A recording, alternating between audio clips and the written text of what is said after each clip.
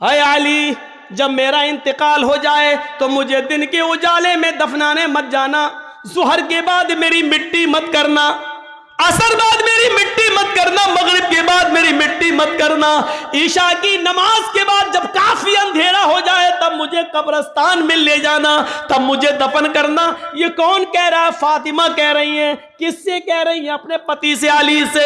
اے علی میں نہیں چاہتی کہ میرے مردہ جسم پر پڑے ہوئے کفن پر بھی کسی غیر مرد کی نظر پڑے، مردہ جسم پر پڑے ہوئے کفن پر بھی۔ غور سے سنو میری بہنوں، غور سے سنو میری بیٹیوں، غور سے سنو میری ماں، غور سے سنو، میرے مرے ہوئے، میرے مردہ جسم پر پڑے ہوئے کفن پر بھی کسی غیر مرد کی نظر پڑے، میں یہ بھی نہیں چاہتی۔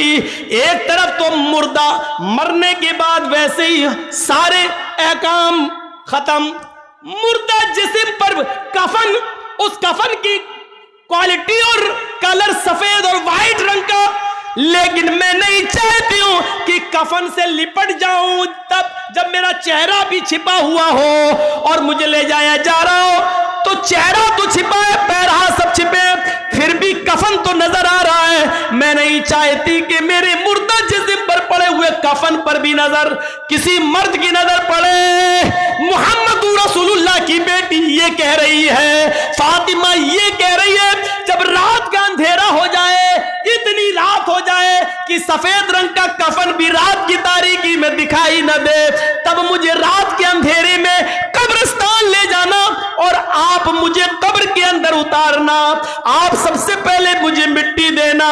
میرے پیارے ساتھیوں غور کرو، یہ مسئلے کو ایک طوفان بنایا جا سکتا ہے کہ شوہر بیوی کو غسل دے سکتی ہے یا نہیں، بیوی مرنے کے بعد شوہر کو غسل دے سکتی ہے یا نہیں، لیکن فاطمہ کہہ رہی ہے اے علی میرے انتقال کے بعد آپ میرے بدن کو ہاتھ لگائیں گے، آپ مجھے غسل دیں گے، میں آپ کے ہاتھ سے نہانا پسند کروں گی، مجھے آپ غسل دیجئے گا۔ حضرت ابو بکر صدیق کی جب بیوی کا انتقال ہوتا ہے، ابو بکر صدیق کا جب انتقال ہوتا ہے تو ابو بکر صدیق کو ان کی بیوی نے غسل دیا۔ ابو بکر صدیق کا جب انتقال ہوتا ہے تو ان کو ان کی بیوی نے غسل دیا، اور فاطمہ کا جب انتقال ہوتا ہے تو ان کو ان کے شوہر حضرت علی نے غسل دیا۔ یہ جھمیلے اپنے اپنے مسلکوں کے اعتبار سے کیے جا سکتے ہیں کہ غسل دینا جائز ہے کہ ناجائز ہے، لیکن اگر ناجائز ہوتا تو ابو بکر کو ان کی بیوی غسل نہ دیتی اور حضرت علی فاطمہ رضی اللہ تعالیٰ عنہا کو غسل نہ دیتے۔ میرے بھائیو یہ پردہ ہے، اس پردے کو آپ لائیے اور نافذ کیجئے، تب جا کر حجاب کے خلاف احتجاج کرو تو اچھا بھی لگتا ہے یار، اچھا بھی لگتا ہے۔ ہماری بیٹیاں تو بے پردہ گھوم رہی ہیں، ہم احتجاج کر رہے ہیں اور حجاب کے فیور میں بول رہے ہیں، شرم آنی چاہیے، شرم آنی چاہیے۔ ایسے ہی وہ چھوٹے چھوٹے بچے 2 سال 3 سال 5 سال کے یا پیدا ہوتے ہی جو مر گئے، ماں باپ کو بڑا دکھ ہوتا ہے، 4 لڑکیوں کے بعد ایک بیٹا ملا اور وہ بھی 2 سال کی عمر میں چلا گیا، 3 سال کی عمر میں چلا گیا، 4 سال کی عمر میں چلا گیا۔ قیامت کے دن جنہوں نے اپنے بچوں کے انتقال پر صبر کیا ہوگا، انا للہ و انا الیہ راجعون، اور واویلا بچا کر نہیں روئے ہوں گے، نہ ماں نہ باپ، ایسے بچے قیامت کے دن اپنے ماں باپ کو جنت میں لے جائیں گے۔ لہو صغارہم دعامیس الجنہ، جن بچوں کی روحیں نکل جاتی ہیں وہ روحیں جنت کے اندر بے روک و ٹوک گھومتی رہتی ہیں، جہاں چاہتی جاتی آتی رہتی ہیں۔ قیامت کے دن جب حساب و کتاب ہوگا تو اللہ تعالیٰ ان بچوں کے ماں باپ کو، جن کے ماں باپ نے گناہ کیے ہوں گے، ان کو جہنم میں جانے کا فرمان صادر کر دے گا، جاؤ ان کو جہنم میں پھینک دو۔ جب ان کو جہنم میں لے جایا جا رہا ہوگا تو اللہ کی طرف سے ایک آواز آئے گی، غیب سے ایک ندا آئے گی، اے فرشتوں ابھی لوگوں کو روک لو۔ فرشتے روک دیں گے، دنیا میں ہم نے ان لوگوں سے ان کے بچے چھینے تھے، چھوٹے چھوٹے، وہ جنت کے اندر گھوم رہے ہیں، اے فرشتوں ان کو جہنم میں ڈالنے سے پہلے ان کو ان کے بچوں سے ملوا دو، جاؤ جنت سے ان کو بچوں کو لے آؤ، ان کو تو جنت میں لے نہیں جا سکتا کیونکہ یہ گناہگار ہیں، بچوں ہی کو لاؤ اور ان سے ملوا دو۔ فرشتے جائیں گے، اور ان چھوٹے چھوٹے معصوم بچوں کو 2 سال کے 3 سال کے 4 سال کے 5 6 سال 10 سال تک کے بچوں کو وہ فرشتے لے کر آئیں گے جن کو دنیا میں لے لیا گیا ہے، چھین لیا گیا، انتقال ہو گیا تھا، ان بچوں کو لا کر ان کے ماں باپ سے ملوایا جائے گا۔ بچے بڑے خوش ہوں گے اپنے ماں باپ کو دیکھ کر، بتایا جائے کہ تمہارے ماں باپ ہیں، تم چھوٹے پن میں ہی تمہیں اٹھا لیا گیا تھا، یہ تمہارے ماں باپ۔ وہ ان کے گلے لگیں گے، ملیں گے، چپکیں گے۔ ان کو کیا معلوم کہ میرے ماں باپ کو جہنم میں جانے کا حکم ہو گیا۔ تھوڑی دیر کے بعد آواز آئے گی، آئے فرشتوں، ملنے کا ٹائم ختم ہو چکا ہے، ان بچوں کو جنت میں لے جاؤ اور ان کے ماں باپ کو جہنم کے اندر پھینک دو۔ جب یہ چھوٹے چھوٹے بچے یہ سنیں گے کہ میرے ماں باپ گناہ گار تھے اور ان کو جہنم میں لے جایا جا رہا ہے، یہ آواز سن کر فلم یاخذھا بثوبہما، وہ بچے فوراً جب یہ دیکھیں گے کہ میرے ماں باپ کو جہنم میں جانے کا مژدہ سنا دیا گیا ہے، خبر دے دی گئی ہے، تو وہ اپنے ماں باپ کے دامن کو پکڑ لیں گے، اپنے ماں باپ کے قمیص کو، چادر کو جو اوڑے ہوں گے وہ پکڑ لیں گے۔ فلم یاخذھا، پھر وہ اس کو نہیں چھوڑیں گے، فلم یاخذھا، نہیں چھوڑیں گے، اس کو پکڑ لیں گے بناحیۃ ثوبہا، کس کے، فلم یاخذ، پھر اس کو الگ نہیں ہوں گے، اس سے نہیں چھوڑیں گے۔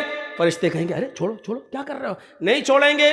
یہ بچے چیخ کر کہیں گے الہ العالمین، یہ کیسا نیائے، یہ کیسا ججمنٹ، یہ کیسا انصاف، دنیا میں تو نے مجھ سے مجھے چھینا میرے ماں باپ سے، اور آخرت میں بھی میرے ماں باپ مجھ سے چھین رہا ہے۔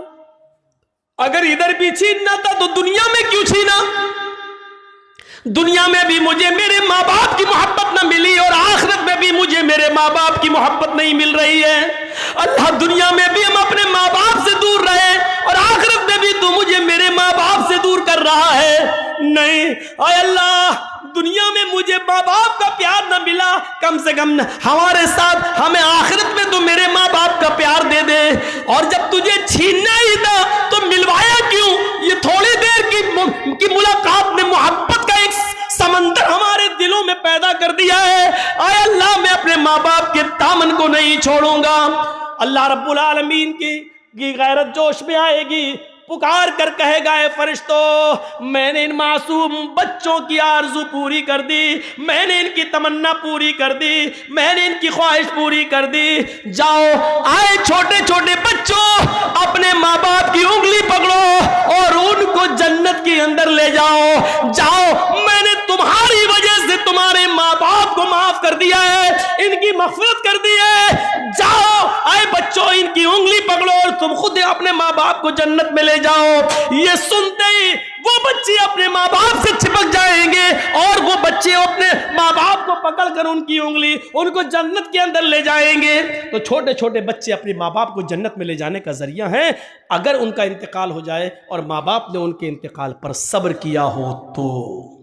اور چیخ، ہائے بھائی، اب یہ کھلونا کون چلائے گا؟ یہ جو روتی ہے بیان کر کر کے، ان عورتوں کو جنت نہیں ملے گی اس دن بھی، صبر کرنے والیوں کو جنت ملے گی۔ الحمدللہ نحمدہ ونستعینہ ونستغفرہ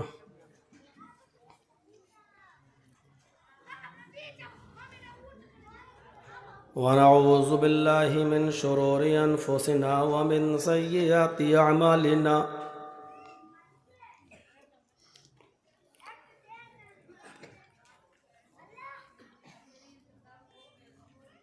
من يهده الله فلا مضل له ومن يضلله فلا هادي له،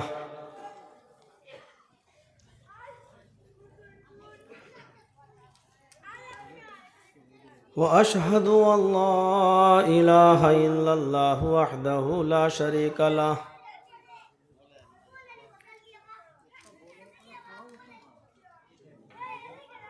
وأشهد أن محمدًا عبده ورسوله،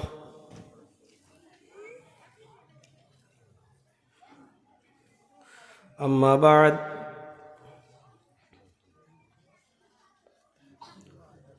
فإن خير الحديث كتاب الله،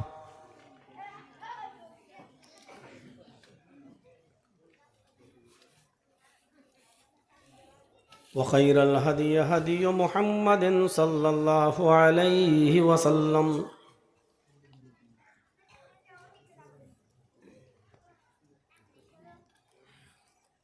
وشر الأمور محدثاتها وكل محدثة بدعة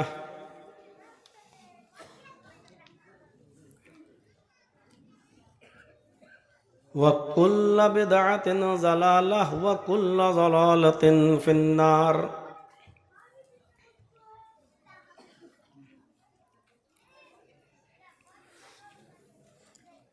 أعوذ بالله من الشيطان الرجيم.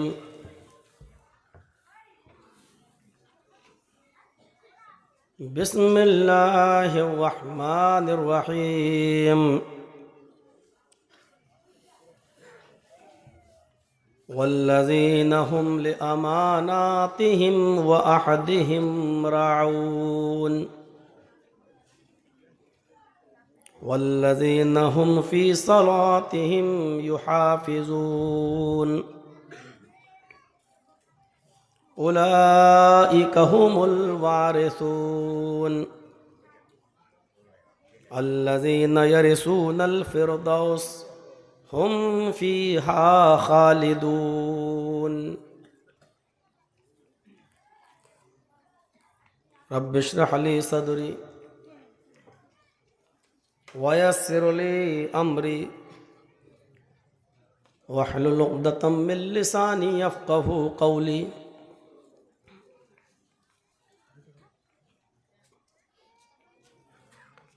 حمد و ثنا، تعریف و توصیف، کبریائی و بڑائی کے لائق ذات اللہ وحدہ لا شریک کی ہے، جو وحدہ لا شریک ہے، جو ہمارا معبود اور ہمارا مسجود ہے،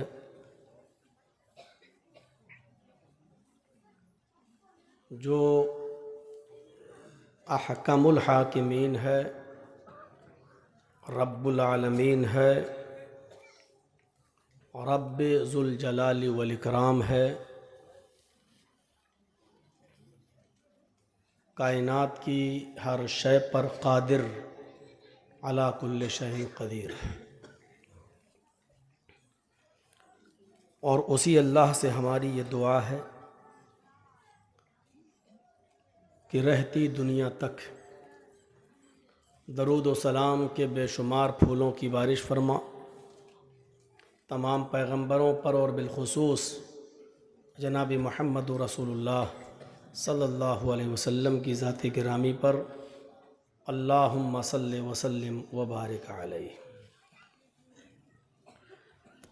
دنیا میں ہم اور آپ جو آئے ہیں اس کا صرف ایک ہی مقصد ہے کہ ہم جس مقام سے نکالے گئے ہیں، ہمارے باپ آدم علیہ السلام، ہماری ماں حوا علیہ السلام، جنت سے،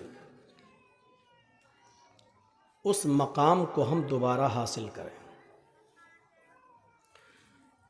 کیونکہ یہ سب کو معلوم ہے کہ یہ دنیا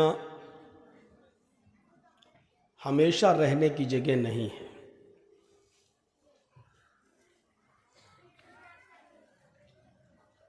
کل کے جلسے میں جو ہونے والا ہے اس بات کی گارنٹی نہیں ہے کہ ہم زندہ رہ سکتے ہیں، اس بات کی گارنٹی نہیں ہے کہ آپ سن سکتے ہیں.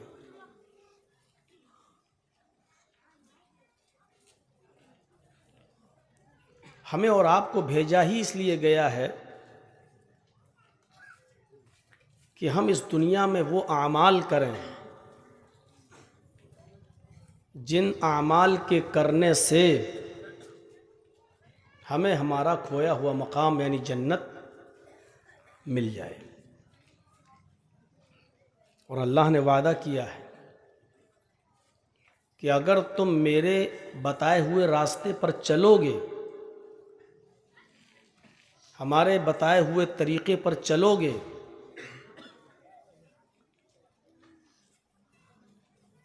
شیطان جس نے تمہارے باپ آدم علیہ السلام کو جنت میں بہکایا تھا، وہ دنیا میں بھی تمہیں بہکائے گا، وہ دنیا میں بھی تمہارا تعاقب کرے گا، دنیا میں بھی تمہارا پیچھا کرے گا۔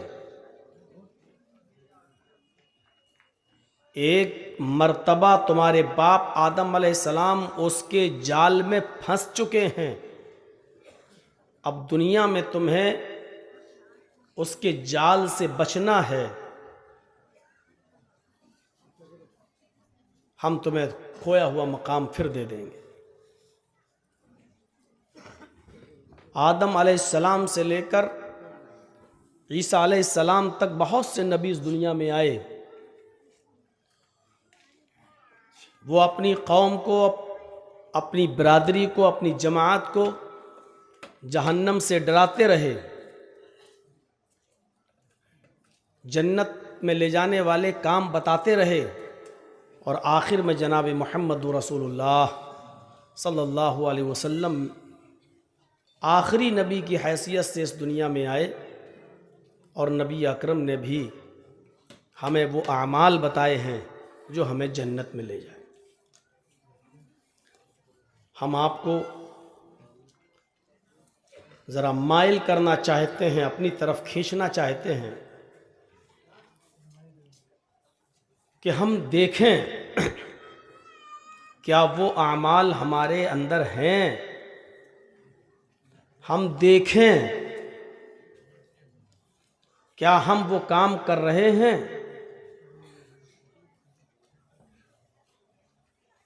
نبی اکرم صلی اللہ علیہ وسلم نے فرمایا کہ من قال لا الہ الا اللہ دخل الجنہ، جو لا الہ الا اللہ کا اقرار کرے گا، جو اپنی زبان سے کہے گا لا الہ الا اللہ، وہ جنت کے اندر داخل ہوگا۔ لا الہ الا اللہ بہت وسیع کلمہ ہے، اگر اس کلمے کو ترازو کے ایک پلڑے پہ رکھ دیا جائے اور پوری دنیا کو ترازو کے دوسرے پلڑے پہ رکھ دیا جائے تو پوری دنیا ہلکی رہے گی اس کلمے کے وزن کے آگے۔ یہ کلمہ ہی ہے جس نے عرب اور عجم کی حیثیت کو بدل دیا تھا، اور یہی کلمہ ہے جس کے بارے میں اللہ کے نبی نے کہا تھا لا الہ الا اللہ قولوا لا الہ الا اللہ تفلحوا، لوگو تم لا الہ الا اللہ کہہ دو کامیاب ہو جاؤ گے۔ تملک العرب والعجم، عرب بھی تمہارے قدموں تلے آ جائے گا اور عجم کے بھی تم مالک بن جاؤ گے، یعنی پوری دنیا پر تم حکومت کرو گے۔ کب؟ جب تم لا الہ الا اللہ کہہ دو گے، اور کہنے سے مراد اس کے مطالبے پر عمل کرنا۔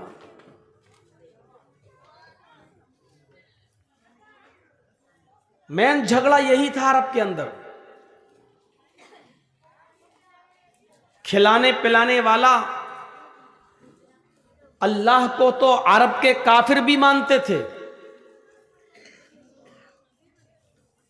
چاند اور سورج کس نے پیدا کیا ہے اس بات کو تو عرب کے کافر بھی کہتے تھے کہ اللہ نے، زمین اور آسمان کس نے بنائی، عرب کے کافر بھی کہتے تھے اللہ نے،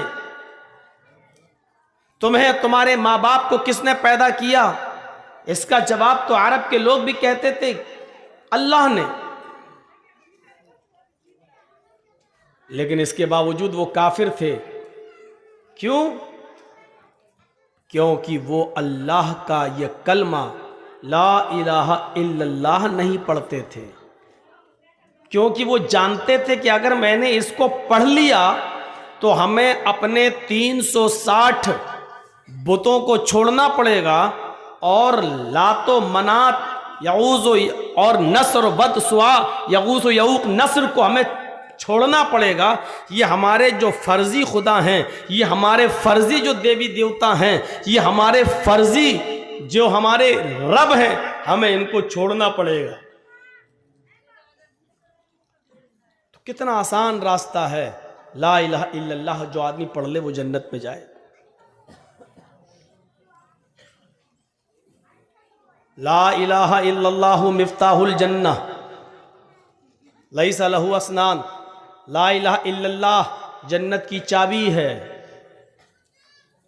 چابی کی تالا کھولیے اور گھر میں گھس جائیے، اسی کو تو بولتے ہیں چابی. تو لا الہ الا اللہ جس نے پڑھ لیا اس کو جنت کی چابی مل گئی، یعنی وہ جب چاہے تالا کھول لے اور جنت کے اندر داخل ہو جائے. لیکن اللہ کے نبی نے فرمایا لا الہ الا اللہ چابی تو ہے، کی تو ہے، لیس لہ اسنان، لیکن اس کے دندانے نہیں ہیں. ہر چابی کے اندر دندانے ہوتے ہیں، گٹر ہوتے ہیں. آپ کے پاس اگر بائک کی چابی ہے، گھر کی چابی ہے، لاک، تو آپ دیکھیں گے اس چابی کے اندر گٹر ہوتے ہیں، دانے ہلکے ہلکے. جب تک وہ گٹر نہیں ہوگا، وہ دانے نہیں ہوں گے، لاک نہیں کھولا جائے گا، آپ کا تالا نہیں کھولے گا. تو اللہ کے نبی نے فرمایا کہ لا الہ الا اللہ یہ جنت کی چابی ہے، لیکن بغیر دندانے کی، بغیر گٹر کی. صحابہ نے کہا کہ اللہ کے رسول چابی آپ نے دے دی ہے تو اس کے گٹر بھی دے دیجئے. ایسی چابی سے کیا فائدہ جس سے جنت کا لاک ہی نہ کھلے. تو اللہ کے نبی فرماتے ہیں اسنانو، اس کے دندان کیا ہیں، اس کی کے گٹر کیا ہیں، اقام الصلاۃ و ایتاء الزکاۃ والحج وصوم رمضان. نماز کی پابندی کرو، زکوٰۃ کی ادائیگی کرو، رمضان کے پورے مہینے کے روزے رکھو اور حج کرو. یہ ہے اس کے دندانے. کتنا آسان ہے راستہ. ہم اپنی سوسائٹی پر غور کریں، ابھی بہت سی چیزیں آپ کے سامنے ایسی آئیں گی جن سے ہم دور ہیں، اور یہ جنت میں لے جانے کا ایک ذریعہ ہے، ایک راستہ ہے. من کان آخر کلامہ لا الہ الا اللہ دخل الجنہ. آدمی بیمار ہے، مریض ہے، بستر پر لیٹا ہوا ہے، موت بالکل قریب ہے اس کی، لیکن مرنے سے پہلے اس کی زبان سے اگر آخری جملہ لا الہ الا اللہ نکلا تو وہ کہاں جائے گا؟ جنت میں. یہ بہت خوش نصیبی کی بات ہے، مرنے سے پہلے کسی کی زبان سے لا الہ الا اللہ نکل جائے. شیطان پانی کا پیالہ لیے کھڑا رہتا ہے اس وقت. بہت آسان نہیں ہے ایسے موقع پر لا الہ الا اللہ زبان سے نکل جانا، لیکن مرتے وقت، روح نکلتے وقت جس کی زبان سے آخری ورڈ، آخری کلمہ، آخری جملہ اگر یہ نکلا لا الہ الا اللہ، اور اس کے بعد اس کی موت ہو گئی، اس کے بعد اس نے کچھ نہیں کہا، لا الہ الا اللہ، اور مر گیا. آخری ورڈ، آخری جملہ جس کی زبان سے لا الہ الا اللہ نکلا اور وہ آدمی مر گیا، کہاں جائے گا؟ دخل الجنہ، جنت کے اندر داخل ہوگا. گنتے رہیے گا. کتنی چیزیں میں نے بتا دی ہیں آپ کو جنت میں جانے والا راستہ. میرے اندر ایک بہت بری عادت یہ ہے کہ جب مجھے محسوس ہوتا ہے کہ آپ کو نیند کا غلبہ ہے تو میں کسی کو بھی کھڑا کر کے پوچھ سکتا ہوں، اندازہ لگانے کے لیے کہ کون سن رہا ہے کون نہیں سن رہا ہے. پہلی چیز جس نے کہا لا الہ الا اللہ جنت میں داخل ہوگا. دوسری چیز اللہ کے نبی صلی اللہ علیہ وسلم نے فرمایا کہ من کان فی، دوسری چیز اللہ کے نبی صلی اللہ علیہ وسلم نے فرمائی. پہلی چیز تو من قال لا الہ الا اللہ دخل الجنہ، جس نے کہا لا الہ الا اللہ وہ جنت کے اندر داخل ہوگا.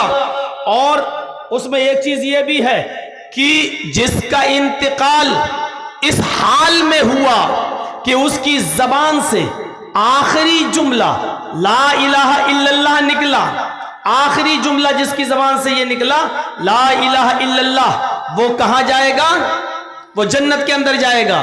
تیسری چیز لا الہ الا اللہ یہ جنت کی چابی ہے، اور اس کے دندانے کیا ہیں؟ نماز، روزہ، حج اور زکوٰۃ۔ صرف چابی سے تالا نہیں کھلے گا جب تک کہ اس چابی کے اندر گٹر اور دندانے نہیں ہوں گے۔ یہ تین چیزیں آپ کے سامنے بتا دی ہیں، چوتھی چیز بھی اس میں شامل کر لو، من مات لا یشرک باللہ شیئا دخل الجنہ، جس کی موت اس حال میں ہوئی کہ وہ اللہ کے ساتھ کسی کو شریک نہیں کرتا تھا، وہ بھی جنت میں جائے گا۔ یعنی جو توحید پر مرا، شرک کی حالت میں جو نہیں مرا، وہ کہاں جائے گا؟ جنت میں۔ اب شرک کیا ہے یہ مستقل ایک موضوع ہے، لمبا چوڑا ایک ٹاپک ہے۔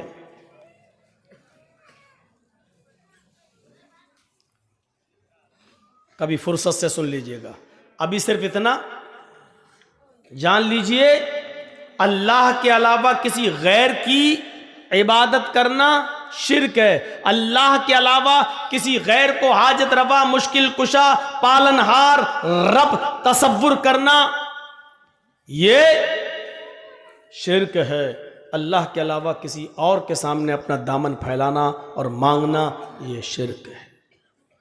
تو من مات لا یشرک باللہ شیئا دخل الجنہ، جس کی موت اس حال میں ہوئی کہ وہ اللہ کے ساتھ کسی کو شریک نہیں کرتا تھا، کہاں جائے گا؟ وہ جنت کے اندر داخل ہوگا۔ ایک بار اللہ کے رسول ایسے ہی مسجد میں بیٹھے تھے اور صحابہ موجود تھے، تو اللہ کے نبی صلی اللہ علیہ وسلم نے ان صحابہ سے فرمایا کہ اب سے لے کر قیامت تک جتنے لوگ پیدا ہوں گے اور ایمان لائیں گے، ان لوگوں میں 70,000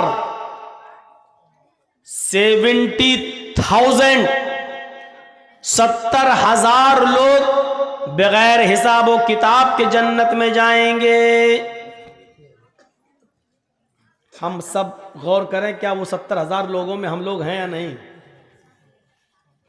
جن سے اللہ حساب نہیں لے گا، جن سے اللہ سوال نہیں کرے گا، بغیر حساب و کتاب کی جنت میں داخل کر دے گا، کون ہیں وہ لوگ؟ اللہ کے نبی صلی اللہ علیہ وسلم سے صحابہ نے پوچھا، اے اللہ کے نبی یہ 70,000 لوگ کون ہوں گے؟ نبی اکرم صلی اللہ علیہ وسلم نے فرمایا الذین ہم لا یتطیرون،